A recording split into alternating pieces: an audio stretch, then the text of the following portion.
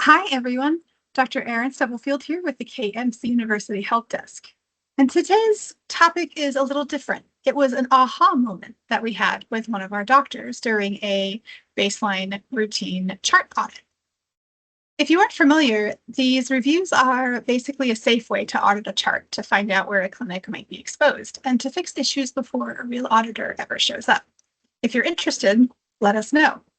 But during this review, the doctor admitted something they probably hadn't said out loud, that they never really understood the difference between documenting an initial visit and a routine visit. What's the culprit? In this case, it was their EHR software. It was set up so that every single visit looked exactly the same, laid out in a standard SOAP format. But here's the truth. An initial visit requires completely different components than a routine daily note. And we think the word initial is what's confusing for some doctors. If you're just copying and pasting a SOAP note for a brand new episode of care, you're leaving yourself really, really exposed to an audit risk. So let's break down the difference so that you can keep your documentation compliant and clear. The initial visit, instead of thinking of the word initial as the very first time you are seeing the patient, think of this as the start of any new episode of care. So even if the patient is established, this is a new complaint that they're bringing to the table. So it isn't just for brand new patients, and that's the important thing to remember. It also applies to a returning patient with a completely new condition, an exacerbation of an old injury where you've had to kind of reset and start over, or a brand new injury like a car accident or a work-related incident, or this is a brand new patient. For these types of visits, your documentation needs to look and feel like an E&M service or an evaluation and management service.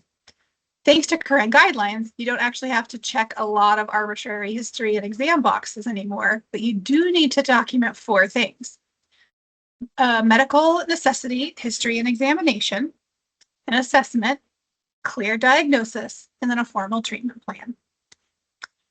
Also, if you end up adjusting this patient on the E&M visit, you also need to make sure that the documentation for the specific details of the treatment are in your notes alongside your E&M documentation. Now let's flip and talk about routine office visits. And this is daily. These are true SOAPs. These are, we can call them a lot of different things, but they are the day-to-day treatment checks. These are much quicker and are classically SOAP, right? So subjective, how has the patient changed or progressed since the last visit? Objective, what's the exam findings for today? Assessment is what's the doctor's clinical opinion on how the patient's responding? And then finally, P for plan, what specific treatments were performed today, and then what's next for the patient.